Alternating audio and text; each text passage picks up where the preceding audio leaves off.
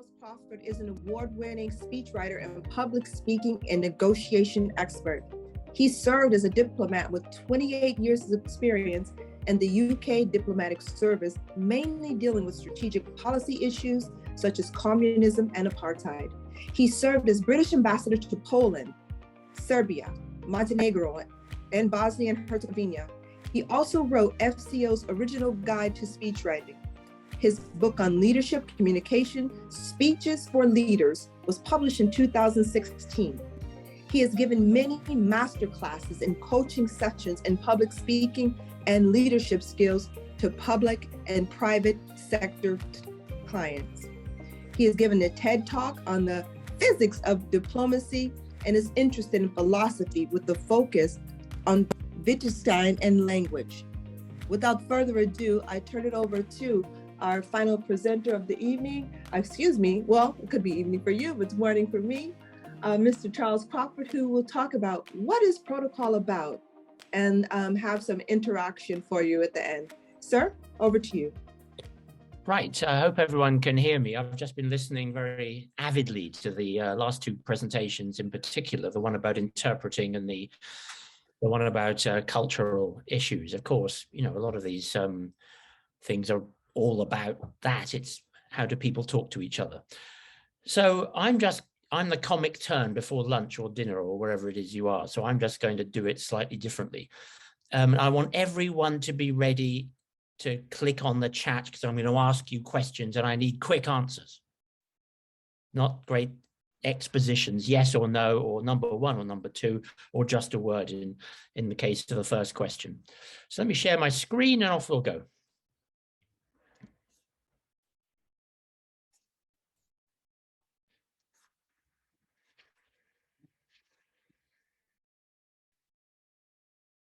Where are we here?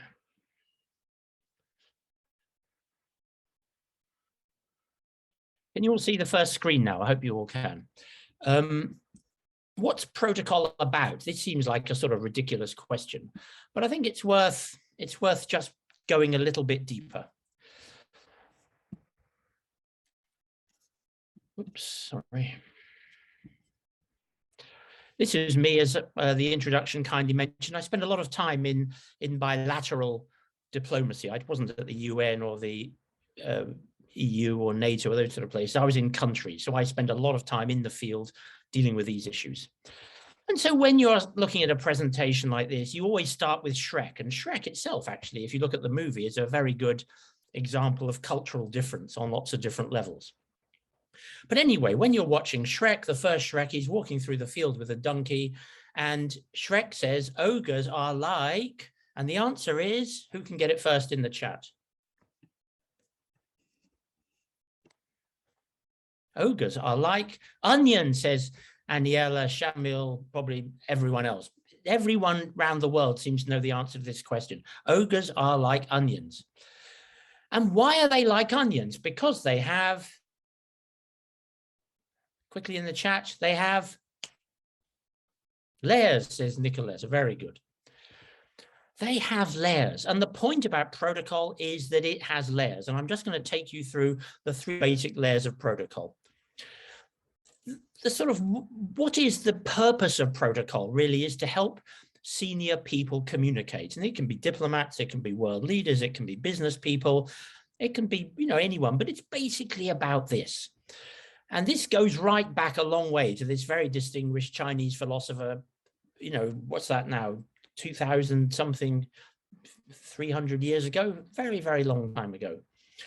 And he said this: faithfully conveying messages is the most difficult task under the heavens. Speak the truth, don't embellish it.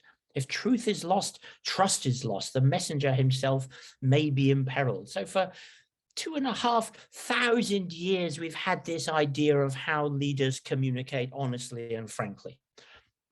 And fast forward a couple of thousand years and you come to Queen Elizabeth I. And the new ambassador of Poland came to see her. And the first thing he did when he presented his credentials was start basically complaining about British trade policy towards Poland. And she replied in Latin, and I'm sure everyone here knows Latin. quam decepta fui expectevi legationem, blah, blah, blah. Anyway, if you don't know Latin, she said, how I am deceived. I expected a diplomatic mission, but you brought me a quarrel. I marvel at such great, unprecedented public impertinence. So there you are. There's the Queen of England talking in Latin, having a sharp word with the Polish ambassador when he turned up, giving those messages. And this is the document I got when I was appointed a diplomat. This is signed by the Queen. You can see her signature in the top right-hand corner. And what's interesting about it is the language she uses, to all and singular to whom these presents, blah, blah, blah, whereas it appears, blah, blah, blah, blah, blah, blah. It's language which probably would have been recognizable more or less 700 or 800 years ago. These very formal ways of communicating have got a very long shelf life. And that's because they work, basically. So one of the first layers of protocol is that it works at this level. So the next question is, okay, there's the idea, there's a sort of point of protocol, but what about the sort of way you do it? And this is the key idea as far as I'm concerned. Embassies or international organizations or people organizing a conference, whatever it is, are guests in a host country. And the thing is this, guests respect hosts and hosts respect guests. This is the key idea of it all. And when I invite you to my house, I can imagine if anybody listening to this presentation, if you invited me to your house, you'd have certain expectations wherever you are in the world about what I do. I don't open every cupboard. I don't try on your clothes. I don't drink all your wine. I don't set up a casino in my bedroom. There aren't any rules laying this down. There's no list of things I have to sign. There's no contract. It's just that we all understand it. And similarly, guests have responsibility towards hosts. Guests and hosts each have responsibilities to each other. So a host, if I'm a guest in your house, you won't open my letters. You won't look through my suitcase. You won't be looking through the guest bedroom keyhole to see what I'm up to in the bedroom. So in other words, there's quite a subtle code of conduct, effectively, between guests and hosts. And that's really what diplomacy and protocol basically are all about when it comes down to it. And my sense is that if you remember this simple relationship between guests and hosts, that takes you an awful long way. Because as the previous speaker said, it's about common sense and good manners. And that implies a certain amount of cultural, at least not exactly sophistication, but a cultural friendly sensitivity and friendly curiosity about people from other parts of the world. And these ideas, respect, privacy, reciprocity. So if you're in the front line of a protocol issue, or you're organizing an event, if you just bear these things in mind, you don't need great detailed rules on how to lay everything out. Just think about this, and most of the things that count will flow from these principles. And a different way of looking at it is this: no one feels uncomfortable. You don't want anyone to feel uncomfortable. Right, so there's the general point of protocol. There's some of the general principles of protocol. What, in fact, when you get down to doing protocol, this is the heart of my presentation, are the key things to think about. And of all these things on the list, what would everyone type up as the most powerful factor, if you like, force in diplomacy? How would people answer these questions? Which of these ones would you choose? Can anyone put that in the chat quickly? See what people say. Reciprocity, respect, very good. Reciprocity, respect, respect, respect, respect, respect, reciprocity, respect, respect, respect, respect, respect. Clarity, that's not on, that is on the list, very good. Clarity, that's very important. Respect. Okay, I will tell you what the right answer is. And the right answer is this: stupidity. Because when things go wrong, it's because of this sort of idiotic inability to see the bigger picture. I'll put it, look, I even put it first so you can see it. Stupidity is such a powerful force in protocol and in diplomacy. Here's a good example. They had the revolution in Romania some 30 years ago now, and when they overthrew communism and Ceausescu, and the symbol of the revolution in Romania was this flag with a hole cut in the middle, the national flag with the communist symbol cut out. So when the president of Romania a few years later went to see President Clinton, he took a flag with him, one of the flags from the revolution, and presented it to him as a symbol of how much Romania respected America's support for democracy in Romania. And they got back a very nice letter from the White House a little while later saying, "Thank you for the beautiful poncho." The people in the White House protocol section who got this thing had no idea what it was. And so they thought, well, it's a cloth with a hole in the middle. It must be a poncho. And so they sent a nice letter back to Bucharest saying, "Thank you for the beautiful poncho," which the president gave to our president. So you can see how even at the highest level, and I've got dozens of examples of this, completely ridiculous things happen because of, you can call it stupidity, carelessness, clarity, you can call it whatever you want, but there's a sort of factor in there which leads to disaster. Now, you might think President Putin, with all his KGB training, would be someone who can not encounter this sort of thing. But I urge you to watch his face very closely in the following video.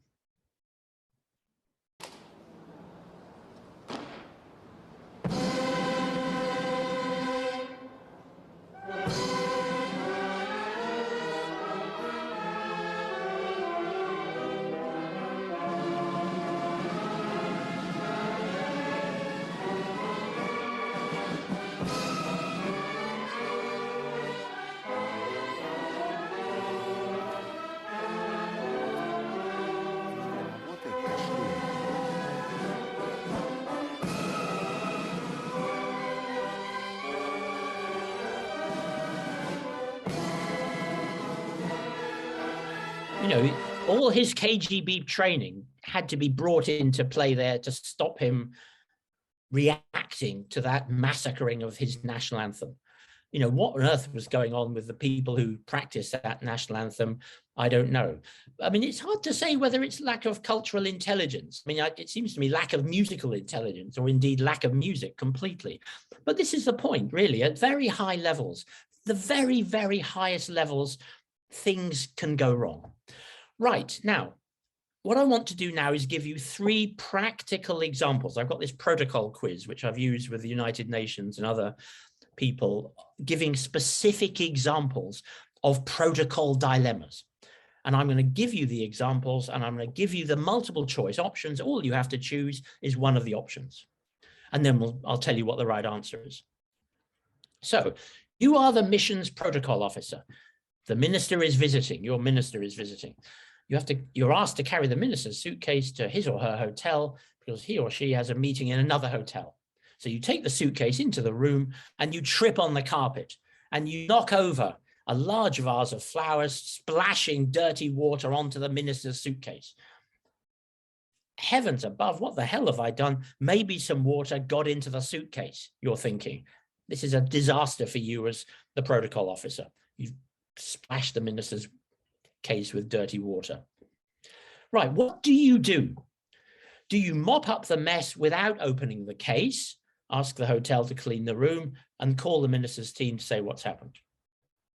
So the first option is you don't open the case. The second option is you open the case. You take out anything that's wet or damaged, and you ask the hotel to clean up, and then you call the minister's team.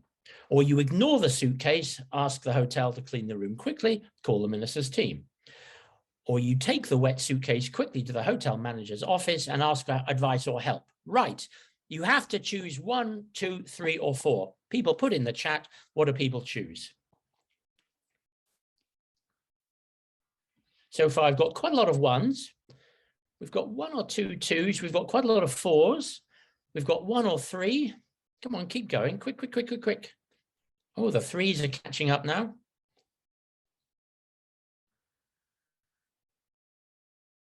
You see people sweating out there all around the planet. Okay, we've got a wide spread of options. I think, without any doubt whatsoever, the right answer is number 2. You open the case and take out anything which is wet or damaged. Now, you're going to say, but what about privacy? Well, fine. What about privacy? And the answer to that partly is the minister's left the case in a hotel open, so anyone in the hotel can open it.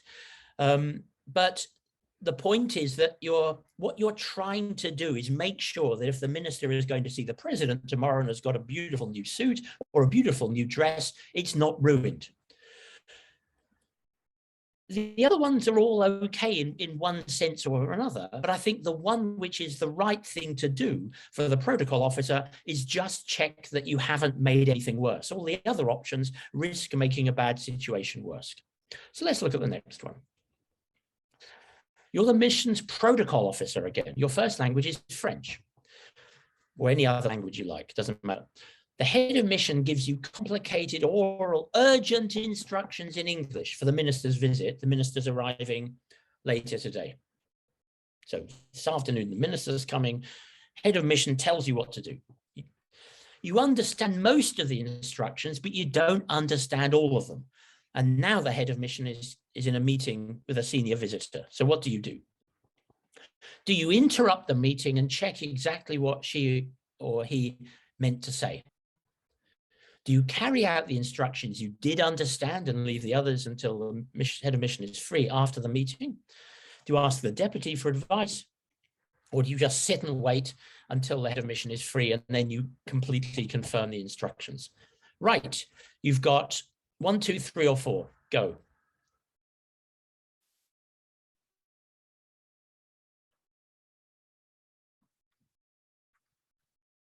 Quite a lot of 3s coming up. 1 or 2 2s, 1 or 2 1s.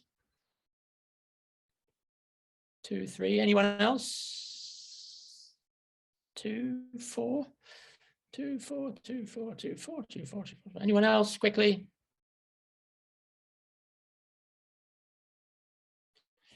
Right, I'll tell you the right answer. The absolute wrong answer is 2. Because you'll say, why is the wrong answer 2? Because if you didn't understand all the instructions, you don't know whether you understood the instructions you understood. Because some of the instructions may have had to be done in parallel, as it were, or in conjunction with something you didn't understand. So number 2 is, I think, just the worst thing to do, because you're hoping for the best.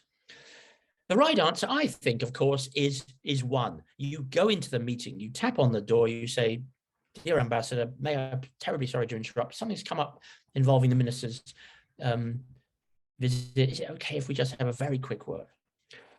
And asking DHM for advice is hopeless because the DHM won't know what's on the head of mission's mind. And doing nothing until the head of mission is free risks just delaying things. You've got to get on with it. So again, this comes down to a lot of cultural issues. In some cultures, it is absolutely impossible to open the case. That would just be something that would make your head explode if you even thought about it, because privacy for the boss is such an overriding value.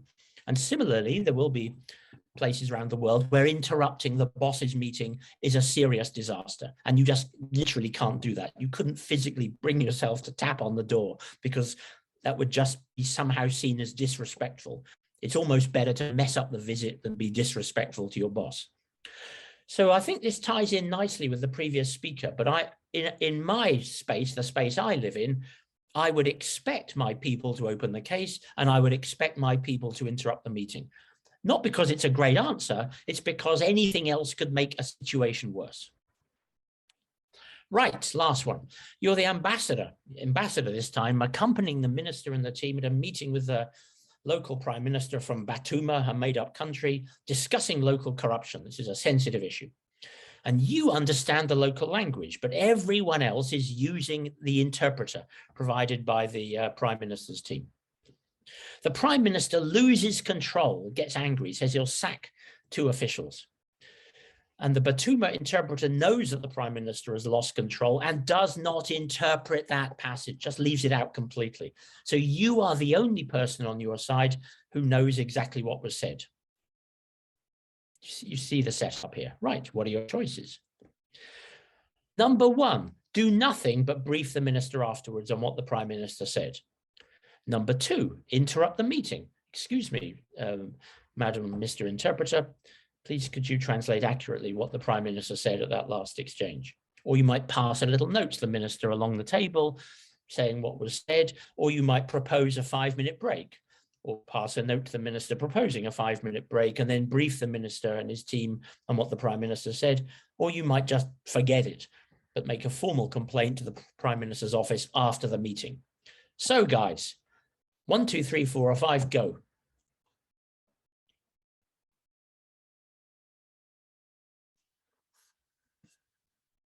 Oh, we're getting some, what are we getting here? 3, 4, 3, 3, 3, 4, 4, 4, 4, 3, 3, 3, 3, 3, 5, 3, 4, 2, 3, 3, 3, 5, 3, 3, 4, 4, 4. Anyone else quickly?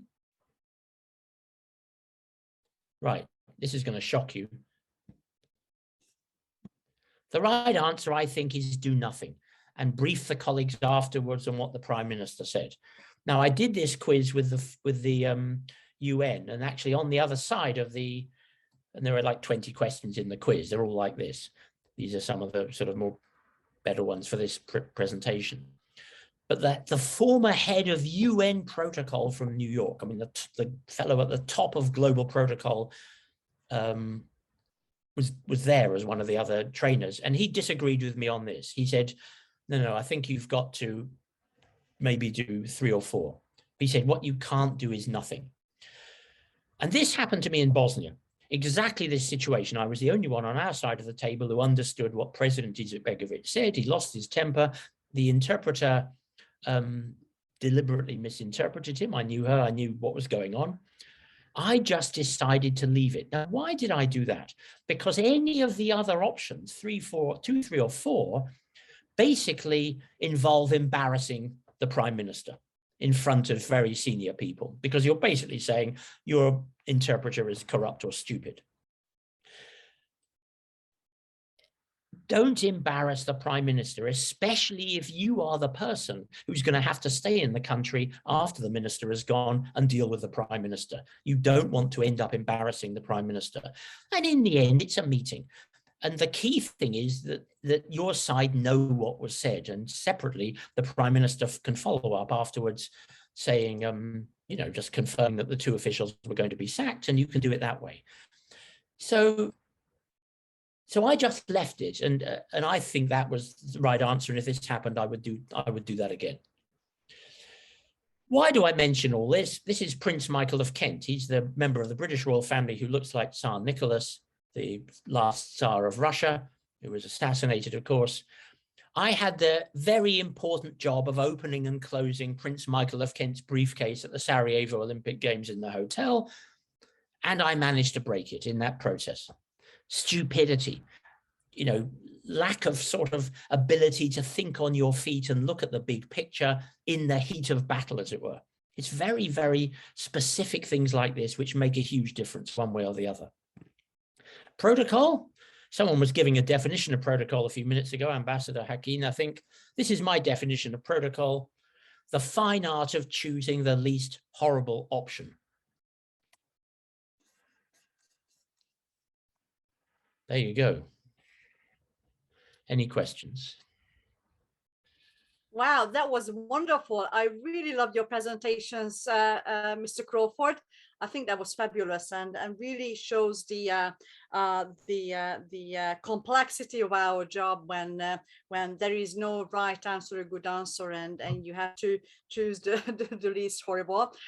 Thank you so much for this presentation, and I can see, and I'm sure that the audience is amazed. Nicoletta, what I don't understand is that you've got you've got 105 participants on this call, and almost all of them got all the answers wrong. So how do you explain that these political experts don't know anything about protocol? How do you explain? Oh my goodness, it's a profession that you can't stop learning. You learn every day from everyone. This is the whole reason of this event, so that we learn and share the best practices and the knowledge. And your knowledge and experience is just something that we all will take back home with us. So thank you so much again. No, sure. Well, I mean, I'm just teasing, of course, because, you know, but I think some of these things are cultural for sure. But I think the questions aren't actually about protocol. The questions are The question, no, well, they're not about common sense. They're about leadership. And the question is, what values, if you are a leader, do you instill in your team? For example, do you tell your team, listen, if you think you're going to mess up, interrupt my meeting. I'd rather you interrupted the meeting than you mess up. If you're going to spoil the minister's clothes, stop, fix that problem before you try and fix the next problem. Think about the bigger picture, because if the whole point of that visit is for the minister to meet the president, and it's a lady minister, and she's bought a $3,000 outfit, she doesn't want that ruined because of you. That would be a major mess. And if you said to her, Madam Minister, which is more important to you, privacy or your dress? I bet she would say, my damn dress. Are you crazy? So I don't know. These things are very subtle. Yeah, I can relate to that. I can relate to that. The dress is important, very much so. Yeah. How about you, LaDonna? Have you got anything to add or any questions? You made some waves here, Charles, and the audience is just very interactive and very, very active. Yes, we've got lots of comments and we have lots of comments. I'll put the presentation as a PDF and attach it to the chat, and then people can download it if they want it. Thank you so much. And Honorable Salva raises her hand. Yes, please. Excellency, thank you for your presentation. It was so amazing and funny at the same time. Oh, you're welcome. I always think, thank you. Basically, my approach to all this is you try and think what everyone else will do, and then you don't do that. Just an ad for your presentation and for the choice of our speakers and our participants. It's about the protocol. Protocol is not a science. It's not some kind of prepared answers or rules that we have only to do with. It's about situation. It's about improvisation. Some cases were presented in your PowerPoint is depend also of the personality of the Prime Minister. I worked with 4 Prime Minister, Excellency, and I have to receive the message by their eyes, by their just to say by their emotional intelligence. So some kind of answers, 3, 4, are able to be practiced with some people or some prime minister. Some other is not. We will choose the first choice or the second choice.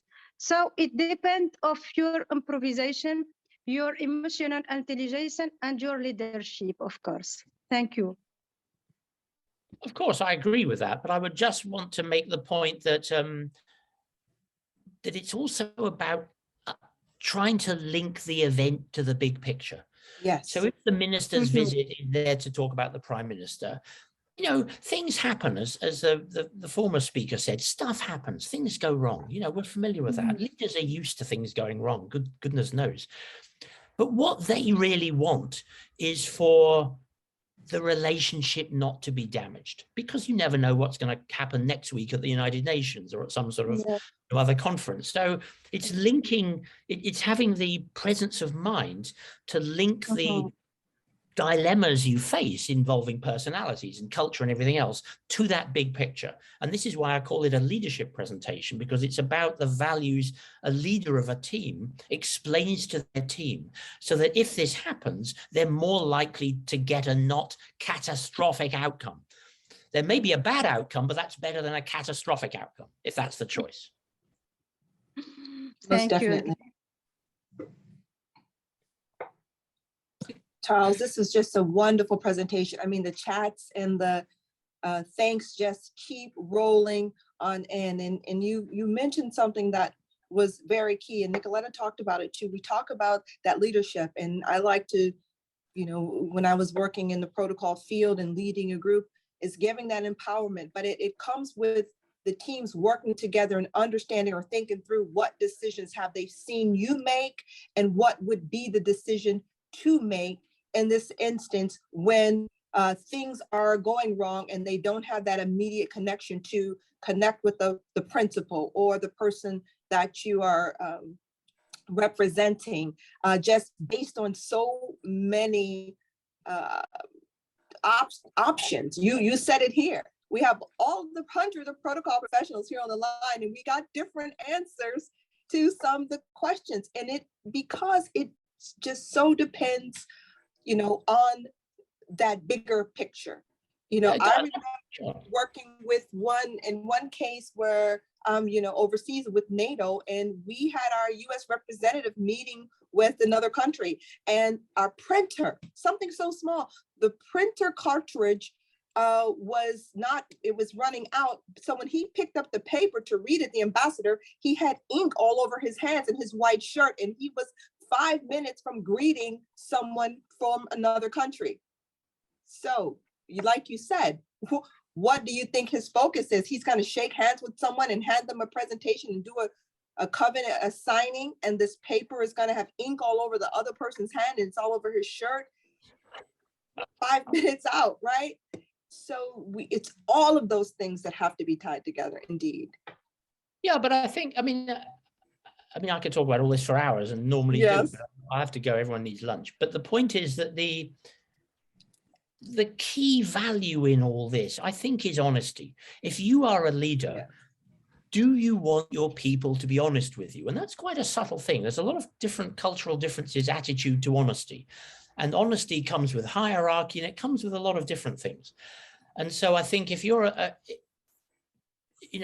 there's no point in expecting your team to be more honest than you are, that's for sure. That's right.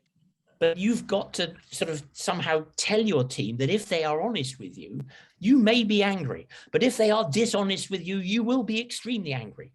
The situation works better with a certain amount of transparency according to these sort of questions.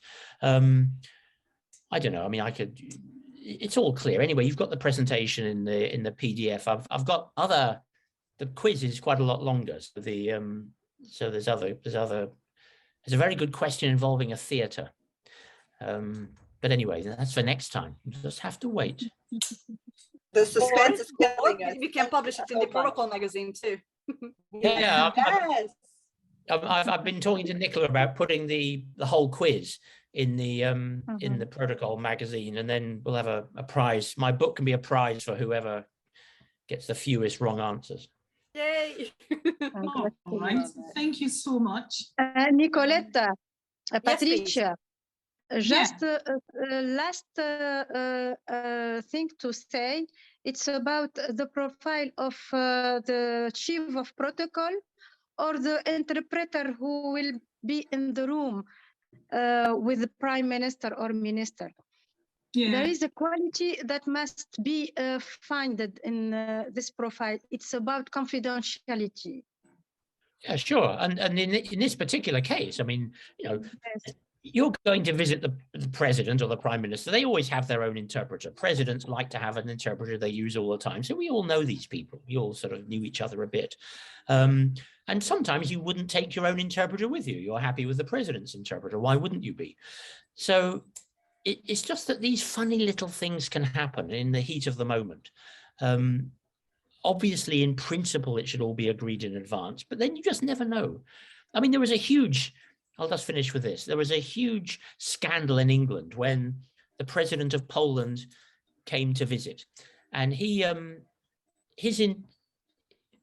was asked, this was when a lot of Poles were moving to the UK after Poland joined the EU. He was asked at a press conference, why are all these Poles coming to the UK? And he basically said, well, people were looking for jobs, they're looking for opportunities, it's very important. And he said, look, there's obviously going to be one or two Poles who, try to take advantage of the situation, but the vast majority will be honest, hardworking people. Now, the interpreter spoke fantastic English, and he used the word feckless to talk about the Poles who would take advantage of the situation. I don't know how many of you have ever heard the word feckless. You could go for 80 years living in the UK and never hear it. But it's a perfectly good British word. It basically means people who are wasters and sort of mess around. So the interpreter used the word feckless to describe these Poles. Newspaper headlines the next day, feckless Poles coming to the UK. The British people, says the Polish Prime Minister. This is a total PR disaster for the Polish Prime Minister. And it was his interpreter who got it wrong because he wanted to show how clever he was at English. And therefore, there was a massive sort of media kerfuffle and blah, blah, blah. And of course, they blamed it on the British interpreters, which was just a lie because it was so embarrassing that they couldn't admit they did it themselves. But these tiny things, you know, and I say stupidity is a sort of shortcut for, you know, in the Balkans, they have this word improvisation. I think the opposite of protocol is improvisatio, except when you need some good improvisatio. But if you have improvisatio in the wrong sense, where you're just sort of doing it because you want to show how smart you are, you lead to disaster. That's it. Lunchtime.